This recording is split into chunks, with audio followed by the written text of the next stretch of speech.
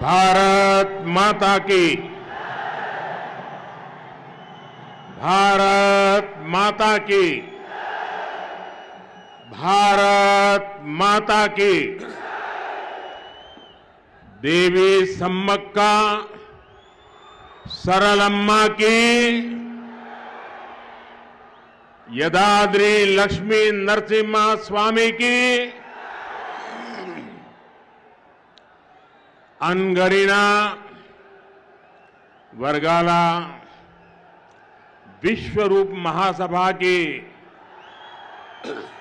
वच्चीनाना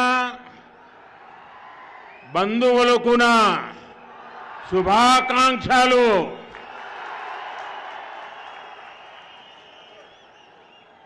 जी किशन रेड्डी जी,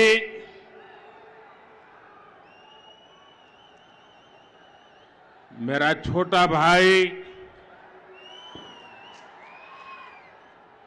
मंदा कृष्ण मादिगा जी,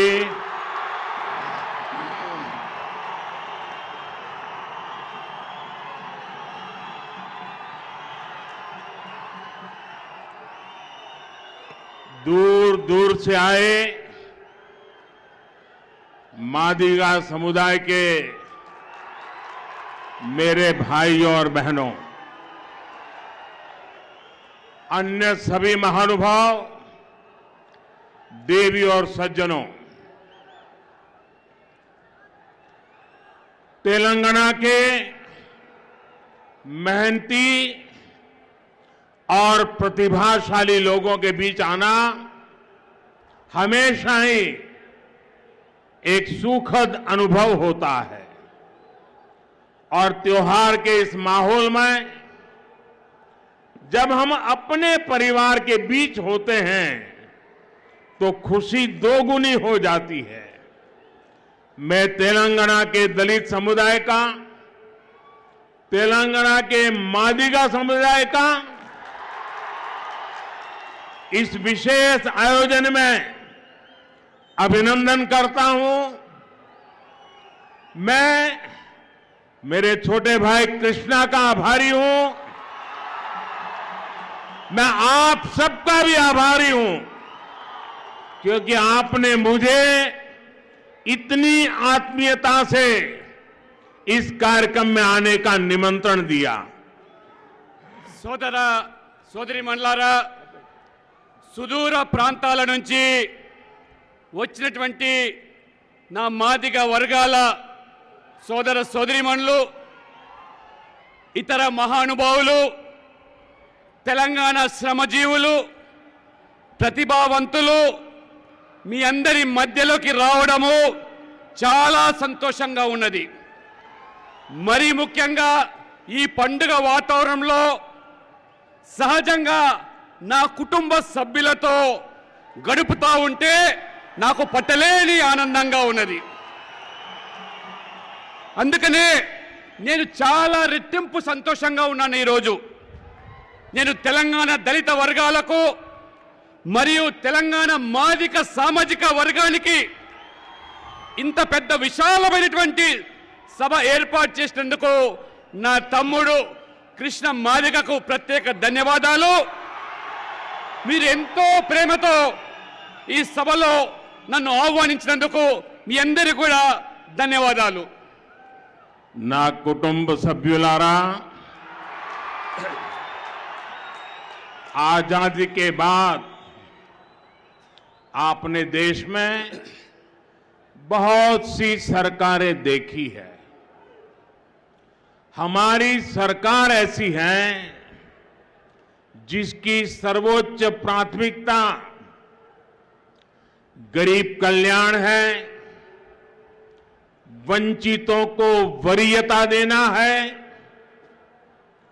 BJP जिस मंत्र पर चलती है वो सबका साथ, सबका विकास, सबका विश्वास और सबका प्रयास है। हम सोशल जस्टिस, सामाजिक न्याय सुनिश्चित कराने के लिए प्रतिबद्ध है। हम तेलंगाना की धरती के महान सपूत श्री गुर्रम जशुआ जी और उनके सामाजिक न्याय के कार्यों को अपनी प्रेरणा मानते हैं। मुझे बताया गया है कि अपने लिखे साहित्य में उन्होंने एक दलित भाई का वर्णन किया था, जिन्होंने काशी में विराजमान बाबा विश्वनाथ को अपनी दुर्दशा बताई थी।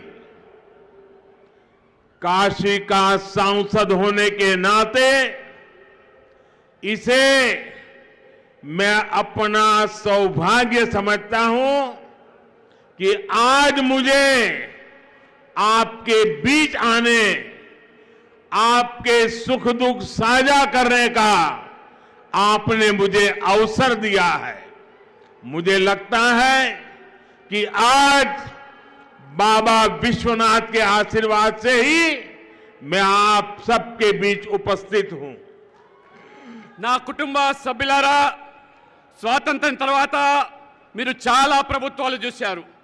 కానీ మా ప్రభుత్వము సబ్కా సాత్ సబ్కా వికాస్ అని నినాదం ఇచ్చినప్పుడు ఒక సామాజిక న్యాయం, అన్ని వర్గాలకు సామాజిక న్యాయం చేయాలనే తపనతో ఈరోజు ఈ ప్రభుత్వం కృషి చేస్తూ ఉన్నది, పనిచేస్తూ ఉన్నది.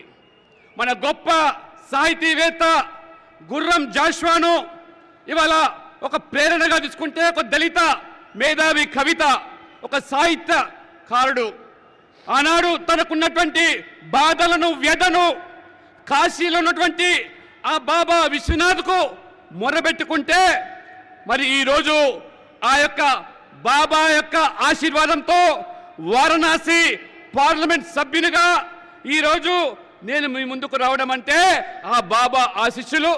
మరి ముఖ్యంగా ఈరోజు ఆ యొక్క జాషువాను ప్రేరణగా తీసుకొని ఏ సామాజిక న్యాయానికైతే ఈ ప్రభుత్వం కట్టుబడి ఉందో ఖచ్చితంగా ఆ దిశలో అడుగులు వేస్తూ ఉన్నాము. అందుకనే ఈరోజు మీ మధ్యలోకి నేను రావడం జరిగింది.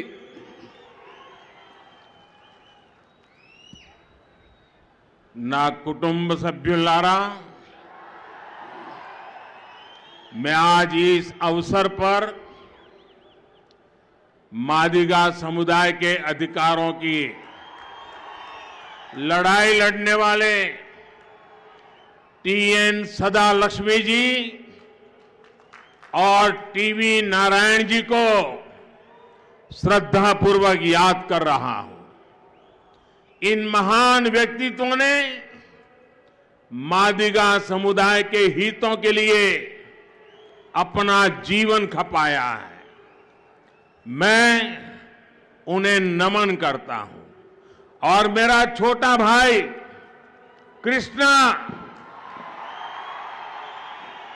30 साल से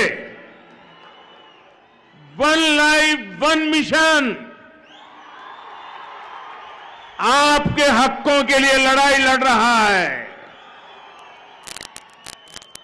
कृष्णा, आपको बहुत साथी मिले लड़ने के लिए,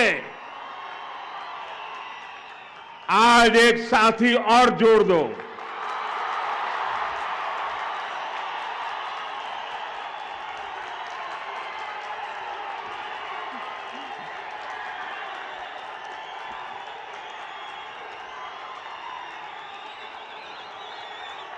మిత్రులారా, ఈ సందర్భంగా మాదిక సామాజిక వర్గానికి సంబంధించినటువంటి అనేక సమస్యల పైన పోరాటం చేసినటువంటి యోధులు ఇవాళ టిఎన్ సదాలక్ష్మి, అదే రకంగా టీవీ నారాయణ గారు స్వర్గీయులు, వారిని ప్రత్యేకంగా ఒక భక్తి శ్రద్ధలతో వారిని నేను గుర్తు చేసుకుంటా ఉన్నాను. ఈ మహానుభావులు మాదిక సమాజం యొక్క ఉన్నతి కోసము, వారి హక్కుల కోసము నిరంతరం జీవితం అంతా కూడా పోరాటం చేశారు, తమ జీవితాలను దారపోశారు. అదేవిధంగా నా సోదరుడు కృష్ణ మాదిగ 30 సంవత్సరాలుగా ఒకే లక్ష్యం, వన్ లైఫ్ వన్ మిషన్ అనేటువంటి ఒక ఉద్యమ కెరటంగా ఎదిగి మీ అందరి యొక్క సహకారంతో ఏ రకంగా ఉద్యమానికి ఊపిరి పోషించారో మీరు ఈ రోజు మీ ఉద్యమంలో నన్ను కూడా భాగస్వామ్యం చేసుకొని నీకు నేను తోడుగా ఈ సందర్భంగా ఉంటానని చెప్పి కూడా నీకు నేను భరోసా ఇస్తా ఉన్నాను ఇవాళ. मादिगा समाज के मेरे भाइयों बहनों और कृष्णा, मैं आज आपसे कुछ मांगने के लिए नहीं आया हूं. मैं आज आया हूं आपके बीच आजादी के बाद जितनी भी पॉलिटिकल पार्टियों ने, जितने भी पॉलिटिकल लीडर्स ने आपको वादा किया, आपसे धोखा किया, मैं आज एक पॉलिटिकल बिरादरी का व्यक्ति होने के नाते उनके पापों की क्षमा मांगने के लिए और उनके पापों का प्रायश्चित करने के लिए आया हूं. సోదర సోదరి మల్లారా, ఇవాళ కృష్ణ నేను ఇవాళ మీతో ఏది కోరడానికి రాలేదు. మీ మధ్యలోకి మీ బాధలు పంచుకోవడానికి వచ్చాను. స్వాతంత్రం తర్వాత అనేక రాజకీయ పార్టీలు, అనేక రాజకీయ నాయకులు మీకు అనేకమైనటువంటి హామీలు ఇచ్చారు, న్యాయం చేస్తామన్నారు, మిమ్మల్ని వాడుకున్నారు, కానీ మిమ్మల్ని పూర్తిగా దోకా చేశారు. వాళ్ళు చేసిన పాపాలకు నేను ఒక రాజకీయ నాయకుడిగా వాళ్ళ పాపాల ప్రక్షాళన కోసము మిమ్మల్ని నేను క్షమాపాత్రుడిగా ప్రార్థిస్తూ తప్పకుండా వాళ్ళ పాపాలను ప్రక్షాళన చేయడానికి నేను మీతో ఉంటానని చెప్పి కూడా ఈ సందర్భంగా మీకు నేను హామీ ఇస్తా ఉన్నాను. ఇవాళ నా కుటుంబ సభ్యులారా,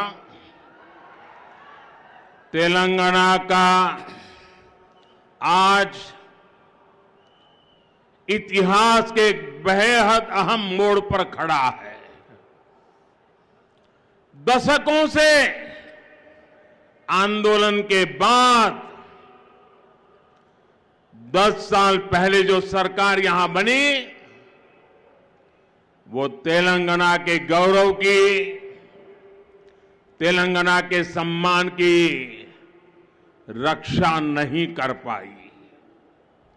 तेलंगाना के लोगों के सामर्थ्य की पूरी दुनिया प्रशंसा करती है, लेकिन जब बात यहां की गवर्नमेंट की आती है,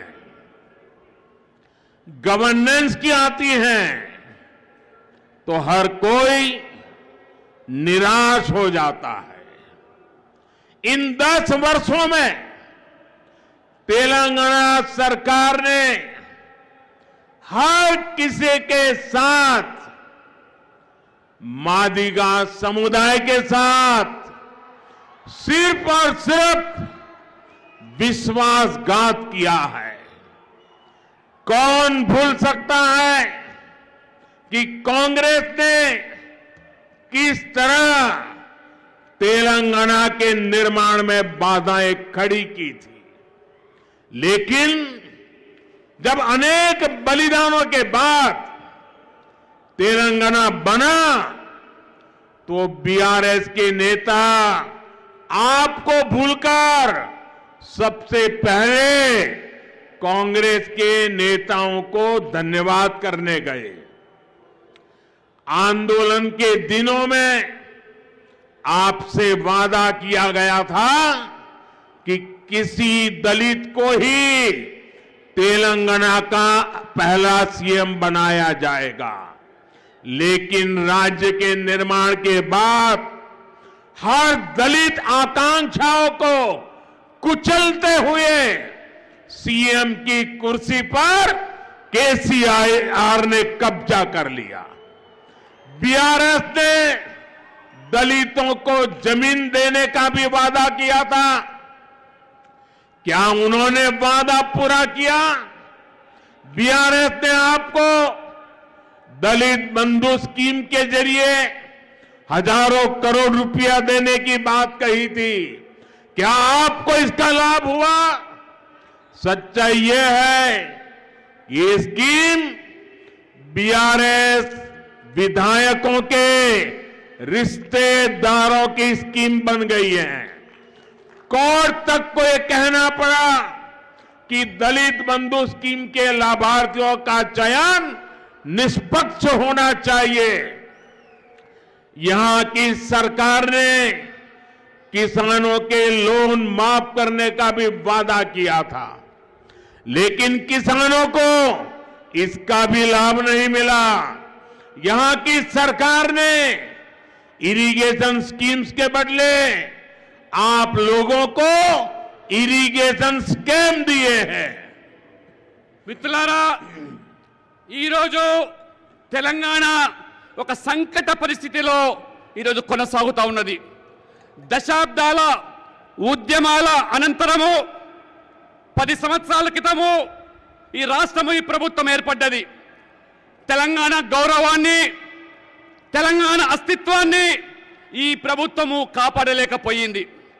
తెలంగాణ ప్రజల సామర్థ్యాన్ని మొత్తం ప్రపంచం కూడా ఈరోజు కొనియాడుతూ ఉంటే, కానీ ఇక్కడ ప్రభుత్వము వారి పరిపాలన పూర్తిగా ప్రజలందరినీ కూడా నిరాశపరిచింది.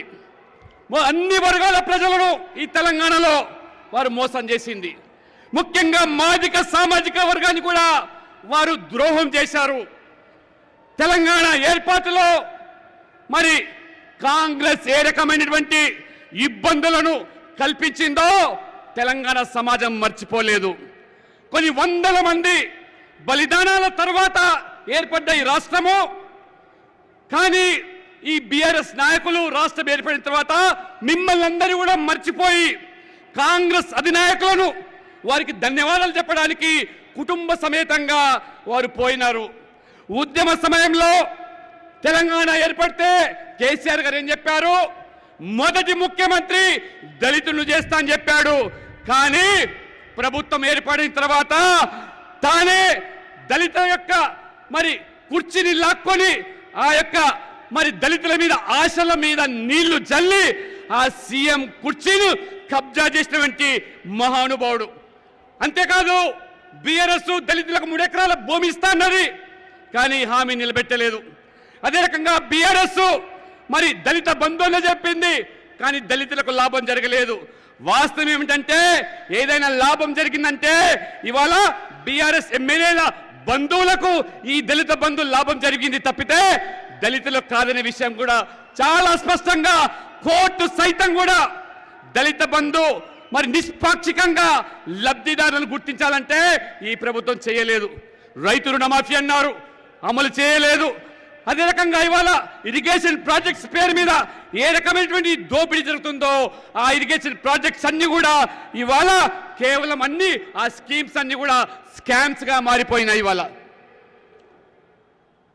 నా కుటుంబ సభ్యులారా,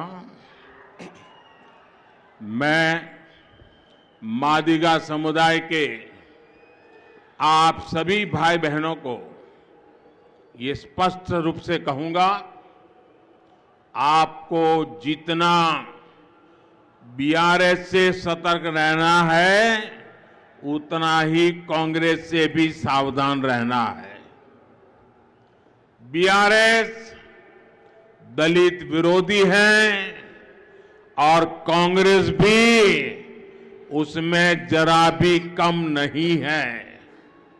बीआरएस ने नए संविधान की मांग करके बाबा साहब आंबेडकर का अपमान किया, तो कांग्रेस का इतिहास भी कुछ ऐसा ही है। ये कांग्रेस ही है जिसने बाबा साहब का विरोध करके उन्हें 2 बार चुनाव जीतने नहीं दिया। कांग्रेस ने दशकों तक पुरानी संसद भवन के सेंट्रल हॉल में बाबा साहब की फोटो नहीं लगने दी। कांग्रेस की वजह से ही दशकों तक बाबा साहब को भारत रत्न तक नहीं दिया गया। सेंट्रल हॉल में बाबा साहब की तस्वीर हो या भारत रत्न, ये तब संभव हुआ जब केंद्र में बीजेपी के समर्थन से सरकार बनी।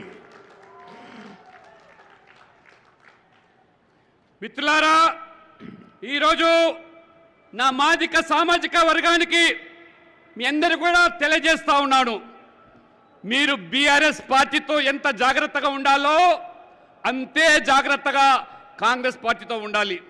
ఎందుకంటే బీఆర్ఎస్ దళిత విద్రోహి, కాంగ్రెస్ కూడా అంతే. బీఆర్ఎస్ కేసీఆర్ గారు కొత్త రాజ్యాంగాన్ని రచిస్తానని చెప్పి డాక్టర్ బాబాసాహెబ్ అంబేద్కర్ను అవమానపరిచారు.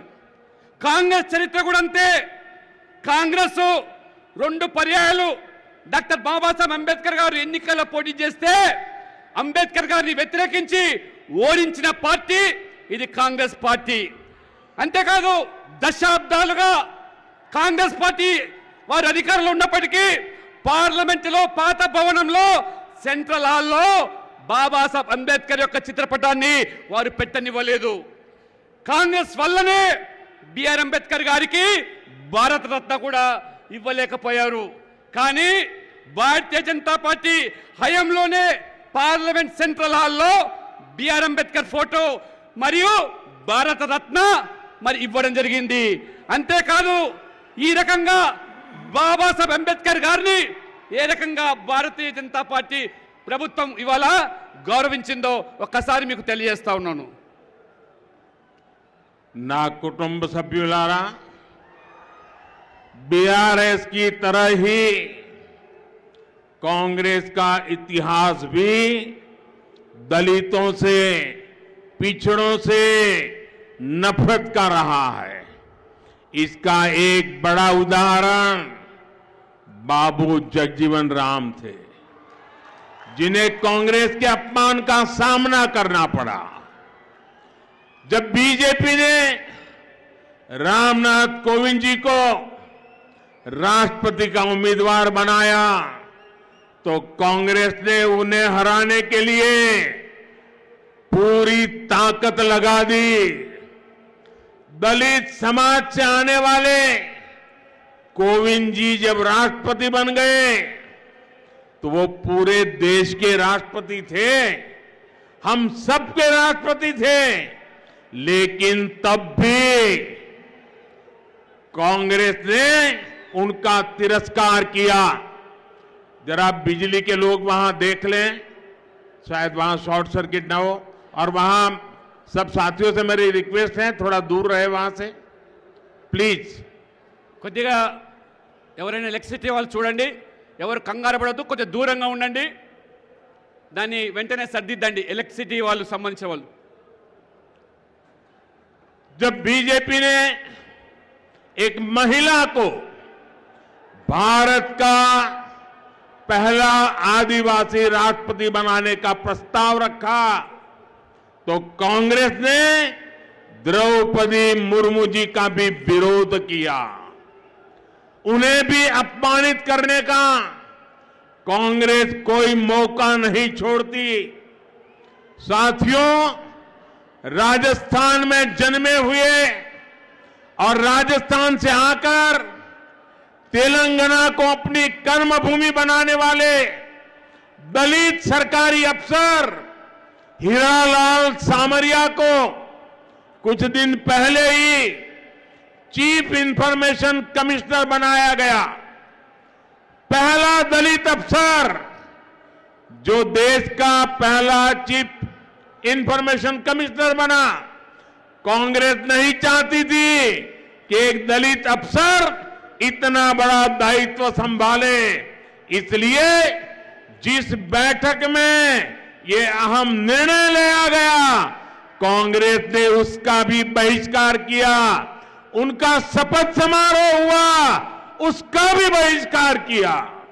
మిత్రులారా, బీఆర్ఎస్ మాదిరిగానే కాంగ్రెస్ పార్టీ దళితులను, బీసీలను వ్యతిరేకించడమే కాదు, ఆ మహానుభావుడు బాబు జగజీవన్ రామ్ గారిని ఏ రకంగా రాజకీయంగా అణిచివేసిందో, ఏ రకంగా కాంగ్రెస్ కక్ష కట్టిందో మొత్తం ఈరోజు దళిత సమాజమే కాదు అందరూ కూడా గమనించారు. భారతీయ జనతా పార్టీ ఒక దళితుడు రామ్నాథ్ కోవింద్ గారిని రాష్ట్రపతి అభ్యర్థిగా ప్రకటిస్తే కాంగ్రెస్ వ్యతిరేకించింది.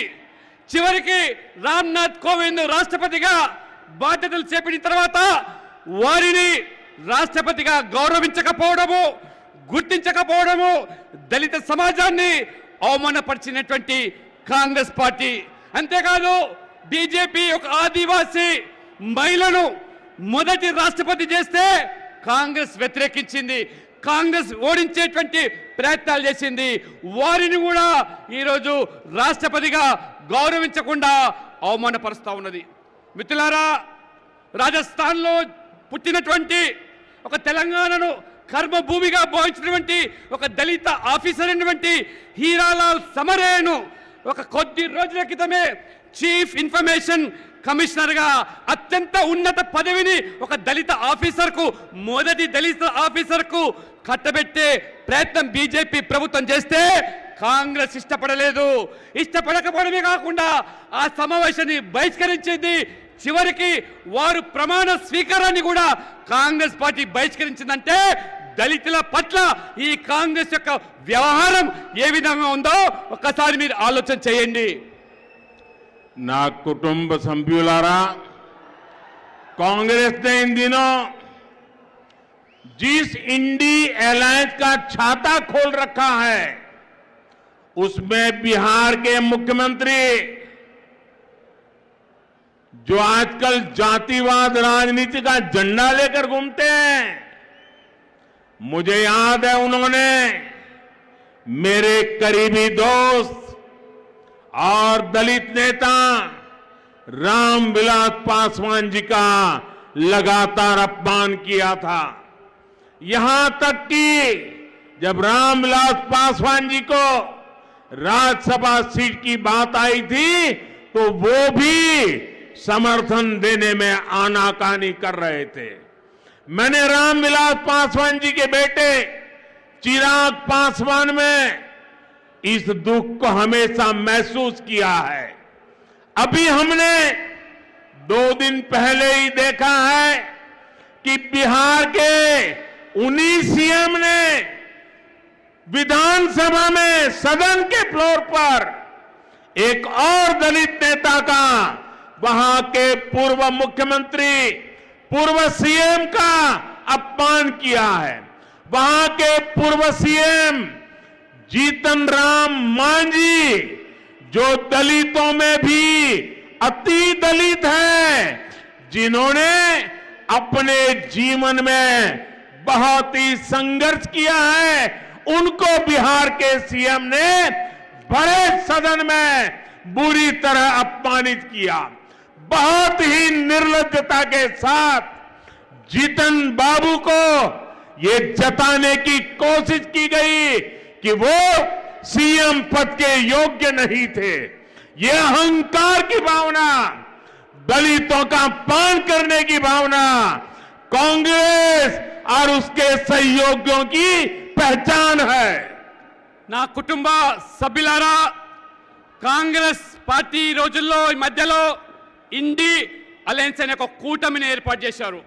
ఆ కూటమిలో ఇవాళ నితీష్ భాగస్వామి బీహార్ ముఖ్యమంత్రిగా ఏ కులతత్వ రాజకీయాలు నడుపుతున్నాడో వారు ఈ మధ్యలో నా మిత్రుడు, మరి ముఖ్యంగా రామ్ విలాస్ పాస్వాన్ ఏదైతే ఉన్నారో ఒక దళిత నాయకుడు, అనేక పర్యాయాలు వారిని అవమానించడమే కాకుండా వారికి రాజ్యసభ సీటు ఇచ్చే పరిస్థితిలో మేము పాస్వాన్ గారిని సమర్థిస్తే ఇదే నితీష్ కుమార్ గారు వారిని పూర్తిగా వ్యతిరేకించారు. నేను ఈ మధ్యలో వారి కొడుకు చిరాగ్ పాస్వాన్ బాధను గమనించాను. ఏ రకంగా వారు బాధపడ్డారో తన తండ్రిని రాజ్యసభ సభ్యునిగా కాకుండా చేసినటువంటి బీహార్ ముఖ్యమంత్రి నితీష్ కుమార్ గారు. అంతేకాదు ఈ 2 రోజుల క్రితమే బీహార్ అసెంబ్లీలో మరి ముఖ్యమంత్రి నితీష్ కుమార్ గారు ఒక దళిత నాయకుడిని ఏ రకంగా అవమానించారో మొత్తం సమాజం గమనించింది. జితిన్ రామ్ మాంఝీ అనేటువంటి దళిత నాయకుడు దళితుల్లో కూడా అత్యంత వెనుకబడ్డ సమాజానికి సంబంధించినటువంటి ఈ యొక్క జితిన్ బాబు మరి ఆ యొక్క అసెంబ్లీలో నితీష్ కుమార్ గారు నిస్సిగ్గుగా వారి మీద ఏ రకమైన అవమానం చేయడమే కాకుండా వారు గతంలో ముఖ్యమంత్రిగా పనిచేశారు ఈ జితిన్ బాబు గారు. కాను వారు ముఖ్యమంత్రికి అర్హులు కాదని చెప్పి ఏక అహంకార పూరితంగా వారిని అవమానపరిచారో ఇది వారికి అలవాటు.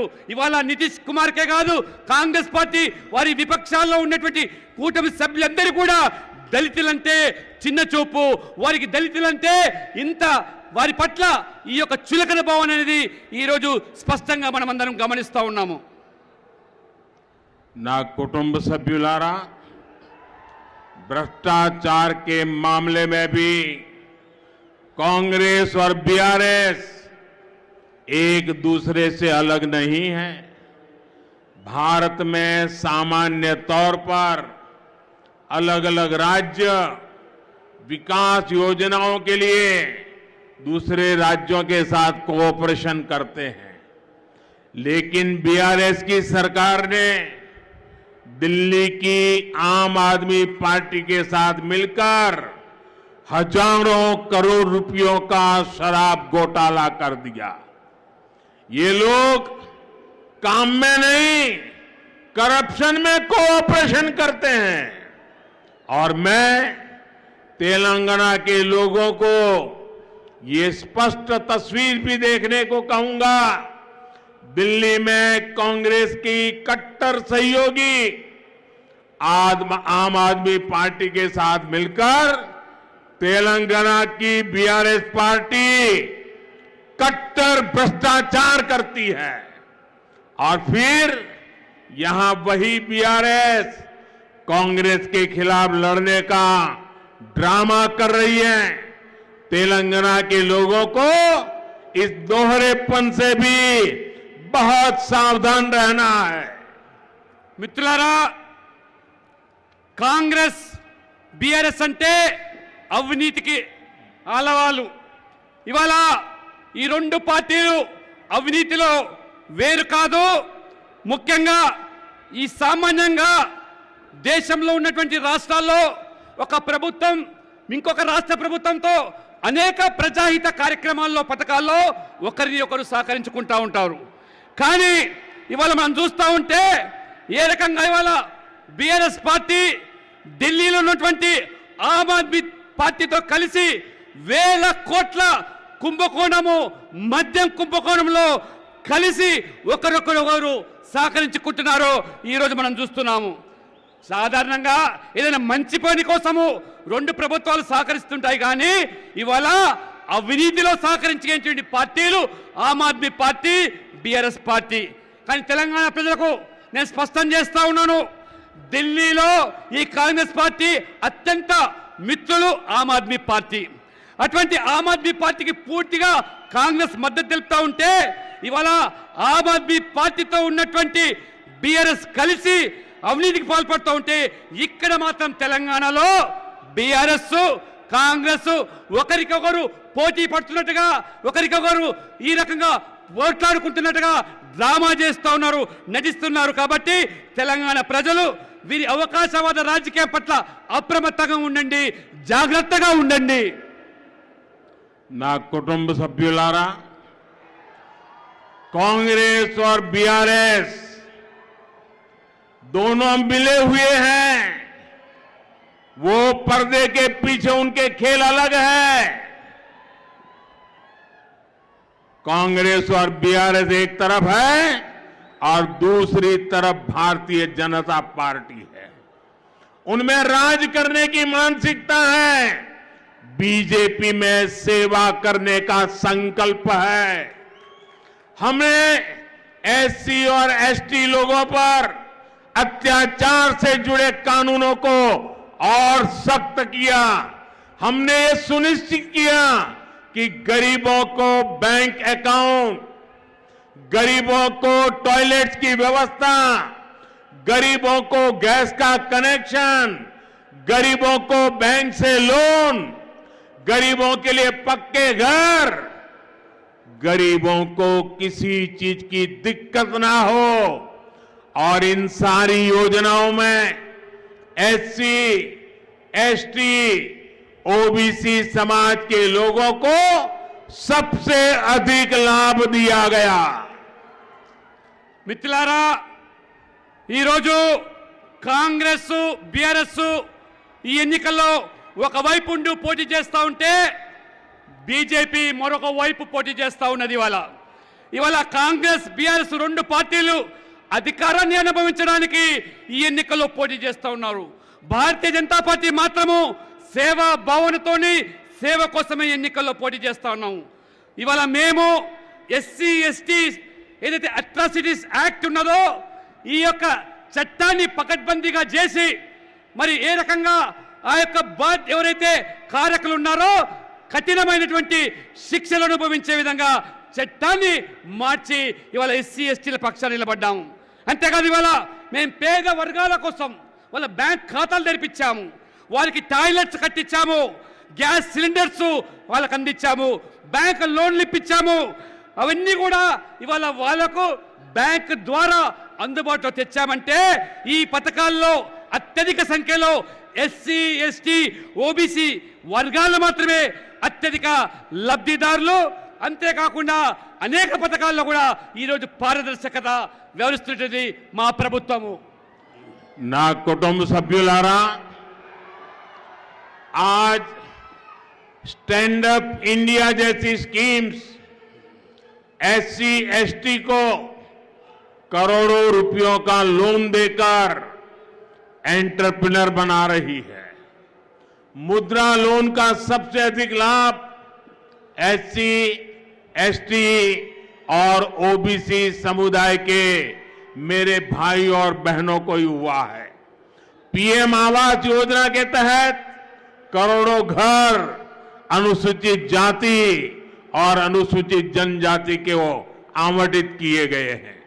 पिछले 9 वर्षों में तेलंगाना में ही 13 लाख से ज्यादा एससी छात्रों को करीब 1000 करोड़ रुपए की स्कॉलरशिप दी गई है। మిత్రులారా, ఈరోజు మా ప్రభుత్వము స్టాండప్ ఇండియా అనేటువంటి ఒక పథకాన్ని ప్రవేశపెట్టి ఎస్సీ ఎస్టీలను గొప్ప పారిశ్రామికవేత్తలుగా తయారు చేయడానికి ఎటువంటి నిర్దేశాలు ఆదేశించి వారిని ఈరోజు గొప్ప పారిశ్రామికవేత్తలుగా తయారు చేస్తున్నామో అదేవిధంగా ముద్రా లోన్స్ పేరు మీద కూడా ఎక్కువగా లబ్ధి పొందే దాంట్లో ఎస్సీ ఎస్టీ ఓబీసీతో పాటు మన మహిళలు కూడా ఎక్కువగా ఉండడమే కాకుండా ప్రధానమంత్రి ఆవాస్ యోజన పేరు మీద పేదలకు పక్కా ఇల్లు 4 కోట్ల మందికి నిర్వహిస్తే ఈరోజు అత్యధిక సంఖ్యలో ఇవాళ ఎస్సీ ఎస్టీలే లబ్ధి పొందుతా ఉన్నారు. 9 సంవత్సరాల్లో ఈ తెలంగాణలోని ఎస్సీ విద్యార్థుల కోసం స్కాలర్షిప్స్ పేరు మీద 13 లక్షల మంది విద్యార్థులకు 1000 కోట్ల రూపాయల వల్ల స్కాలర్షిప్ ఇచ్చిన ప్రభుత్వము ఇది బీజేపీ ప్రభుత్వము. నా కుటుంబ సభ్యులారా, अभी कुछ महीनों पहले ही बीजेपी सरकार ने पीएम विश्वकर्मा योजना भी शुरू की है। हमारे कुम्हार हो, सुनार हो, सुतार हो, मूर्तिकार हो, ऐसे 18 प्रोफेशन से जुड़े लोगों पर केंद्र सरकार 13,000 करोड़ रुपए खर्च करने जा रही है। चाहे राज्य में हो या राष्ट्र के स्तर पर बीजेपी निरंतर वंचितों के विकास पर काम कर रही है। మిత్రులారా, కొద్ది రోజుల క్రితమే పీఎం విశ్వకర్మ అనేటువంటి ఒక గొప్ప పథకాన్ని 13,000 కోట్ల బడ్జెట్తో 18 రకాల చేతి వృత్తుల మీద ఆధారపడేటువంటి కమ్మరి, కుమ్మరి, వడ్రంగి, చాకలి, మంగలి లాంటి వృత్తిదారులకు చెప్పులు కుట్టుకునేటువంటి వాళ్లకు సైతం కూడా ఈ రోజు ఒక చక్కటి పథకాన్ని ఇవాళ ప్రవేశపెడితే ఏ రకంగా ఆ వర్గాలకు ఇవాళ మరి ఉన్నత శ్రేణికి తీసుకురావడానికి ప్రయత్నం చేస్తా ఉన్నాం. దేశంలోనే కాదు అన్ని రాష్ట్రాల్లో కూడా మా ప్రభుత్వము విస్మరింపబడ్డ వర్గాలకు, నిర్లక్ష్యం చేయబడ్డ వర్గాలకు న్యాయం చేకూర్చడానికే ఈ పథకాలను మేము ప్రవేశపెడతా ఉన్నాము. నా కుటుంబ సభ్యులారా, अपने गरीब भाई बहनों का ध्यान रखते हुए बीजेपी सरकार ने पीएम गरीब कल्याण अन्न योजना को भी गरीबों को जो मुफ्त राशन देते हैं 80 करोड़ लोगों को उनका घर का चूल्हा जलता रहे, गरीब का बच्चा भूखा सो न जाए, इसलिए गरीब कल्याण अन्न योजना चल रही है। ये दिसंबर में उसका काम पूरा हो रहा था, लेकिन गरीब मां की गोद से पैदा हुआ ये बेटा अब गरीबों को ऐसे छोड़ नहीं सकता, और इसलिए मैंने संकल्प किया है अगले 5 साल के लिए ये योजना को आगे बढ़ा दिया जाएगा। अब यहां तेलंगाना में भी लाखों साथियों को 5 साल तक मुफ्त राशन मिलता रहेगा। केंद्र सरकार तेलंगाना के किसानों का हित देखते हुए पैडी की सरकारी खरीद को भी लगातार बढ़ा रही है। बीते वर्षों में यहां पैडी की 1,30,000 करोड़ रुपए से ज्यादा की खरीद हुई है। केंद्र सरकार किसानों से बॉइल्ड राइस भी लेती है।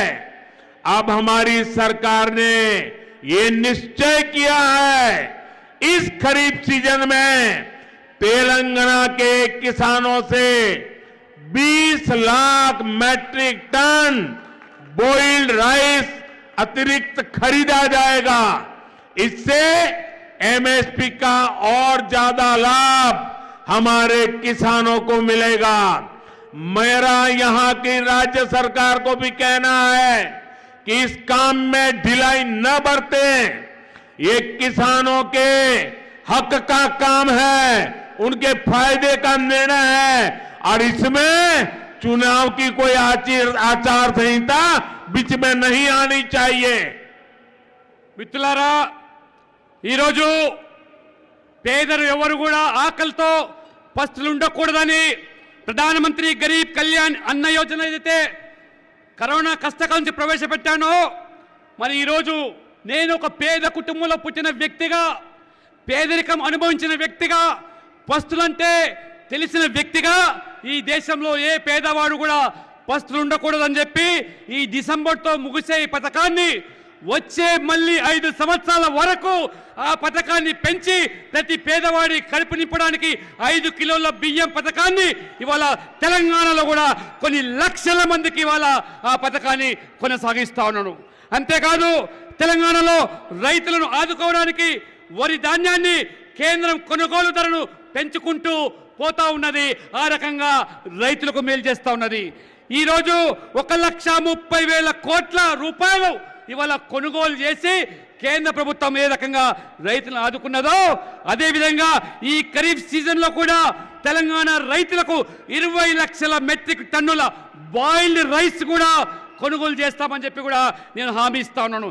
దీనివల్ల ఎంఎస్పీ ఇవాళ కనీసమైనటువంటి మద్దతు ధర ద్వారా రైతులకు లాభం చేకూరుతుంది, మేలు జరుగుతుంది. నేను విన్నపం చేస్తున్నాను, ఈ రాష్ట్ర ప్రభుత్వానికి రైతులకు అన్యాయం చేయొద్దు, జాప్యం చేయొద్దు, సహకరించండి, వారిని ఆదుకోవండి, రైతులకు మేలు చేయండి అని చెప్పి ఈ రాష్ట్ర ప్రభుత్వాన్ని నేను కోరుతా ఉన్నాను. నా కుటుంబ సభ్యులారా, तेलंगाना की इस विकास यात्रा में मादिगा समुदाय के साथ जो अन्याय हुआ है उसे बीजेपी भली भांति समझती है। मेरा सौभाग्य रहा, आप मुझे प्रधानमंत्री के रूप में, प्रधान सेवक के रूप में जानते हो, लेकिन आप में से बहुत कम लोगों को पता होगा कि बंगारू लक्ष्मण जी मेरे नेता थे। वो मेरी पार्टी के अध्यक्ष थे और मैं उनके अंडर में काम करता था। वो मेरा मार्गदर्शन करते थे। उन्होंने मुझे ट्रेन किया, एक कार्यकर्ता के रूप में संगठन का काम सिखाया। मेरे लिए गर्व की बात है कि मैं बंगारू लक्ष्मण के साथ उनके हाथ नीचे काम करने वाला कार्यकर्ता रहा हूं, इसलिए आपको भली भांति जानता हूं। మిత్రులారా, తెలంగాణ అభివృద్ధిలో మాదిగ సమాజానికి జరుగుతున్నటువంటి అన్యాయం పట్ల నేను తీవ్రమైనటువంటి ఇవాళ ఆవేదన వ్యక్తం చేస్తా ఉన్నాను. 30 సంవత్సరాలుగా మరి మీకు అండగా ఉన్నటువంటి నాయకులు, మరోవైపు నన్ను మీరందరూ కూడా ప్రధానమంత్రిగానే మీరు గుర్తిస్తూ ఉంటారు. కానీ నేను ఒక ప్రధాన సేవకుడిని. అంతేకాదు బంగారు లక్ష్మణ్ మీ అందరికీ సుపరిచితులు. వారు మా పార్టీ అధ్యక్షుడిగా ఉన్నప్పుడు వారితో కలిసి పనిచేయడమే కాకుండా వారి దగ్గర నేను శిక్షణ పొంది ఏ రకంగా వారు సంస్థాగత కార్యదర్శిగా నా సేవలు వారు ఏ రకంగా వారు కల్పించారో వారితో కలిసి పనిచేసినందుకు నిజంగా నేను సంతోషాన్ని వ్యక్తం చేయడమే కాకుండా వారిని స్ఫూర్తిగా పనిచేసి వారికి ప్రేరణగా నేను తీసుకొని ఇవాళ రాజకీయాల్లో నేను కొనసాగుతున్నాను. ఇదే నిజంగా బంగారు లక్ష్మణ్ గారు నా గురువుగా నేను భావిస్తాను. मादिगा मेरे परिवारजनों, मैं आज बहुत बहुत भावुक हूं। आप कल्पना करिए, कृष्णा ने 30 साल अपनी जवानी पूरी खपा दी। इतना बड़ा आंदोलन अविरत रूप से चलाया। कृष्णा मेरा छोटा भाई है।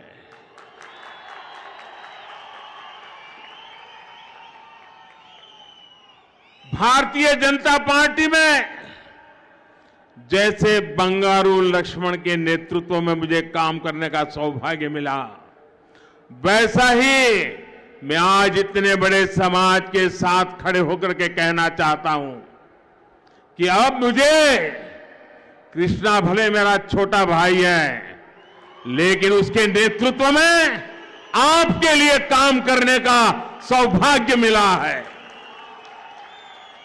మిత్రులారా, తెలంగాణ మాదిగ సమాజానికి జరిగినటువంటి అన్యాయాన్ని నేను నిజంగానే తీవ్రంగా పరిగణిస్తున్నాను. కానీ ఇవాళ ఉద్వేగభరితమైనటువంటి సన్నివేశాన్ని నేను ఇవాళ చూస్తూ ఉన్నాను. 30 సంవత్సరాలుగా కృష్ణ మాదిగ గారు వారు చేస్తున్నటువంటి ఈ యొక్క నిరంతర పోరాటము, తన యవ్వనాన్ని మొత్తం కూడా ఈ ఉద్యమానికి దారపోసినటువంటి కృష్ణ మాదిగ నా చిన్న తమ్ముడు. ఏ రకంగా బంగారు లక్ష్మణ్ గారు వారిని స్ఫూర్తిగా తీసుకొని నేను పనిచేశానో, ఇవాళ మీ ముందు, ఈ సమాజం ముందు, జాతి ముందు నేను పూర్తిగా మీ అందరూ కూడా హామీ ఇస్తున్నాను. కృష్ణ నా చిన్న తమ్ముడే కాకుండా కృష్ణ ఆశయాలకు అనుగుణంగా నేను సైతం కూడా మీతో కలిసి పనిచేస్తానని చెప్పి కూడా ఈ సందర్భంగా తెలియజేస్తా ఉన్నాను. मैं आज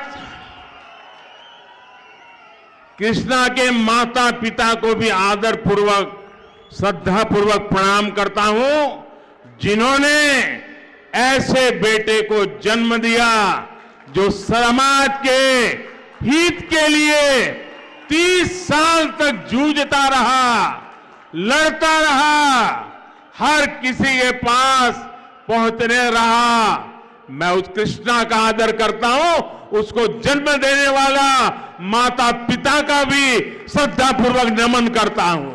మిత్రులారా, 3 దశాబ్దాలుగా చేస్తున్న పోరాటానికి నాయకత్వం వహిస్తున్నటువంటి కృష్ణ మాదిగను కన్న తల్లిదండ్రులు నిజంగా నేను గర్విస్తా ఉన్నాను, గర్వపడుతున్నాడు. అటువంటి పోరాట యోధుడికి జన్మనిచ్చినటువంటి ఆ మహానుభావులు కృష్ణ తల్లిదండ్రులు నిజంగా ఎంతో ధన్యులు.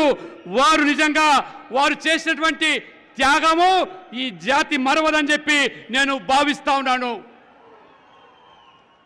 मैं आज, जैसा मैंने कहा, मेरे लिए बहुत भावुक पल है। मैं आज मादिगा समाज के हर व्यक्ति को बहुत आदर के साथ प्रणाम करता हूं, जिन्होंने 30 साल तक अपने न्याय के लिए लड़ाई लड़ी और पूरी तरह अहिंसक लड़ाई लड़ी, इतना बड़ा आंदोलन, इतना लंबा समय पूरी तरह अहिंसा, आपने जग्गू बाबू को भी पचाया, आपने बाबा साहब आंबेडकर को भी पचाया, आपने बंगारू लक्ष्मण को भी पचाया। और इसलिए मैं विशेष रूप से आप सबके इस आंदोलन की पवित्रता के लिए श्रद्धापूर्वक नमन करता हूं। మిత్రులారా, నేను చెప్పినట్టుగానే నేను నిజంగా ఈరోజు చాలా ఉద్వేగభరితంగా ఇవాళ ఉన్నాను.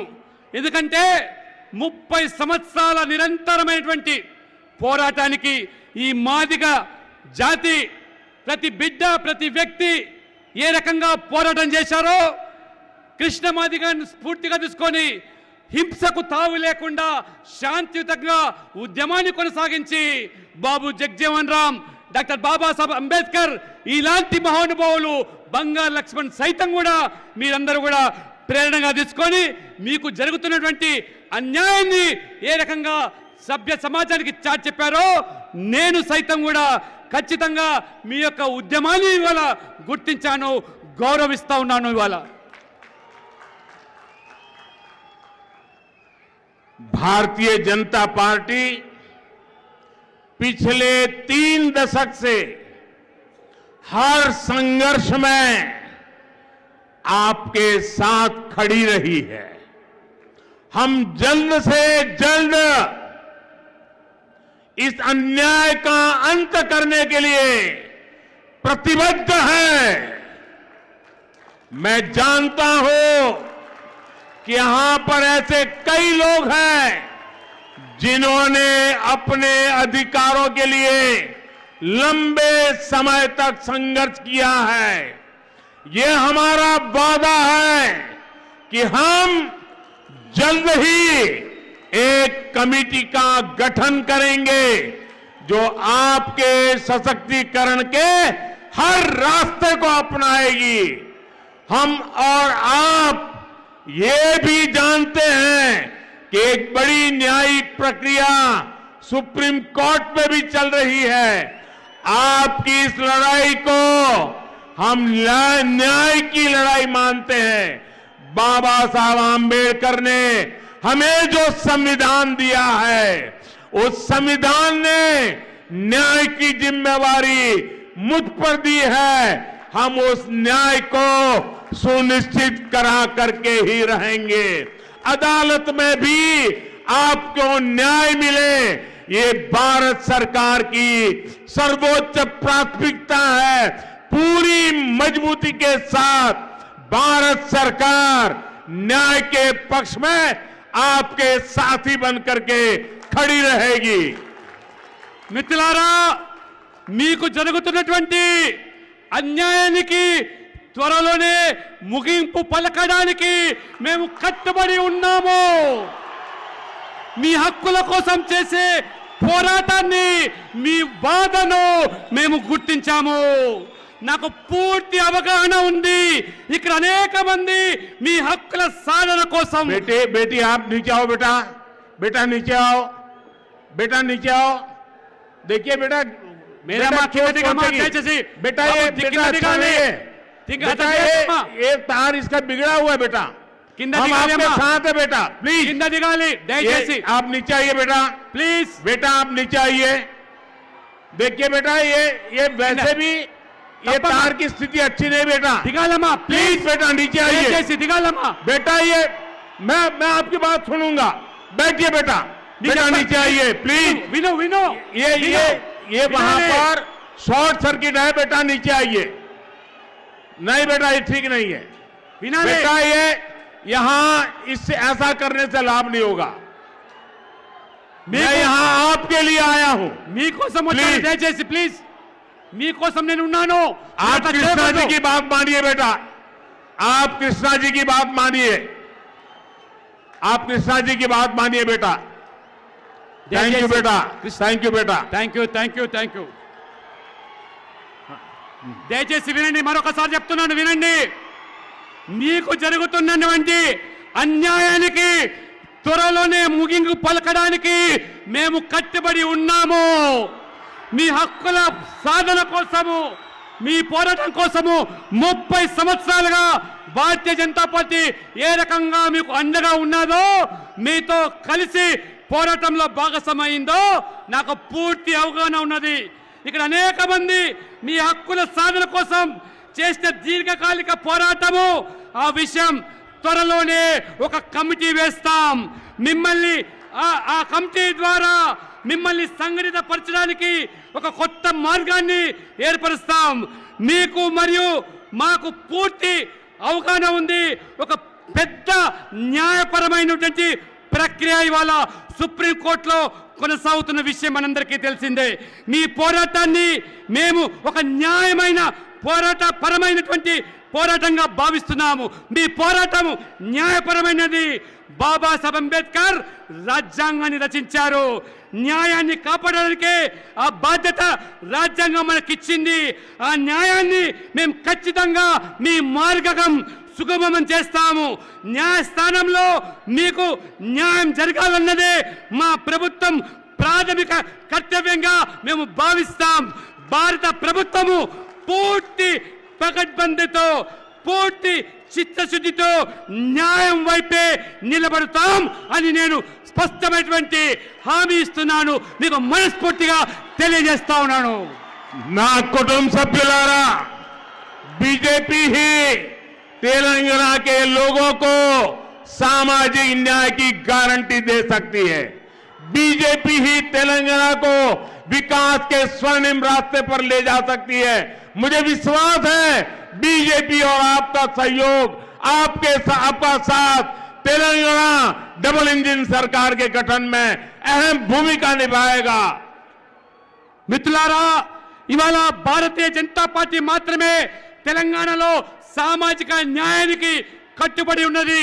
మీకు మాకు ఉన్నటువంటి అనుబంధాన్ని తెలంగాణలో ఒక బంగారు తెలంగాణ నిర్మాణం చేయడానికి కలిసి పనిచేద్దాం. ఖచ్చితంగా సామాజిక న్యాయానికి నిర్వచనం ఇవాళ భారతీయ జనతా పార్టీ కల్పిస్తుందనేటువంటి విషయాన్ని కూడా నేను స్పష్టంగా మీకు తెలియజేస్తా ఉన్నాను. मेरे भाइयों बहनों, मैं एक महत्वपूर्ण बात आज यहां से बता करके जाना चाहता हूं। अगर मेरी बात आपको अच्छी लगे, सही लगे, तो आप सब अपने मोबाइल फोन निकाल करके उसकी फ्लैश लाइट चालू करके मुझे आशीर्वाद देना। आज से इस आंदोलन में कृष्णा मेरा नेता है, मैं उसका असिस्टेंट हूं और मैं आपके लिए पूरे दायित्व के साथ इस न्याय की लड़ाई में साथ रहूंगा। మిత్రులారా, ఒక మహత్తరమైన ప్రకటన చేస్తా ఉన్నాను. మీకు నచ్చితే, బాగా అనిపిస్తే మీరందరూ కూడా మీ యొక్క మొబైల్ ద్వారా టార్చ్ లైట్ వేసి మీరు అది ప్రదర్శించండి. ఇవాళ ఏ కృష్ణా మాదిగనైతే మీ న్యాయపరమైన హక్కుల కోసం పోరాటం చేస్తున్నారో, ఇవాళ కృష్ణా మాదిగ నాయకత్వాన వారికి సహాయకుడిగా నేను పనిచేస్తాను. మీకు న్యాయం దక్కే వరకు కృష్ణా మాదిగకు అండగా ఉంటానని చెప్పి ఇవాళ ఒక ప్రధానమంత్రి హోదాలో ఉన్నటువంటి నరేంద్ర మోడీ ప్రకటిస్తున్నారంటే ఇంతకంటే గొప్ప అవకాశం మనకు కలుగుతుందా? దయచేసి మీరు ఆలోచన చేయండి. కృష్ణా మాదిగ చేసే పోరాటానికి, నాయకత్వానికి నేను సహకారిగా ఉంటాను, అసిస్టెంట్ గా ఉంటానంటే వారికి మీకు న్యాయం దక్కేదానికి ఇవాళ ప్రధానమంత్రి హోదాలో వచ్చినందుకు ఒక్కసారి మీరు టార్చ్ లైట్ వేసి ధన్యవాదాలు తెలిపి మొత్తం సమాజానికి తెలియజేస్తుందిగా నేను కోరుతా ఉన్నాను. आप सभी यहां आए, हमें आशीर्वाद दिया, इसके लिए आप सबका फिर एक बार धन्यवाद करता हूं। और इस आंदोलन में मेरे नेता कृष्णा है, मैं कृष्णा का साथी हूं और मैं कृष्णा के नेतृत्व में आपके साथ खड़ा हूं। बोलिए भारत माता की, भारत माता की, भारत माता की। మిత్రులారా, ఇంత పెద్ద సంఖ్యలో అశేష ప్రజానికం వచ్చినందుకు మీ అందరికీ ధన్యవాదాలు. మరొకసారి మాట ఇస్తున్నాను, మీకు జరిగేటువంటి న్యాయం కోసం చేస్తున్నటువంటి కృష్ణా మాదిగ నాయకత్వాన్ని నేను అంటే ప్రధానమంత్రిగా వారికి సహాయకుడిగా ఉండి మీ హక్కులు సాధించే వరకు వారితో కలిసి పనిచేస్తానని చెప్పి పూర్తి భరోసా ఇస్తున్నారంటే మరి మీరు ఆలోచన చేయండి. ఇంత గొప్ప అవకాశం ఒక ప్రధానమంత్రి, దేశ ప్రధానమంత్రి ఒక మాదిగ జాతికి, మాదిగ సమాజానికి ఇంత పెద్ద విశ్వాసం కల్పిస్తున్నందుకు నిజంగా మనమందరం కూడా గర్వపడాలి. ఒక్కసారి అందరం కలిసి భారత్ మాతాకి అని చెప్పి నివేదించాలని కోరుతున్నాను. बहुत बहुत धन्यवाद. भारत माता की जय. भारत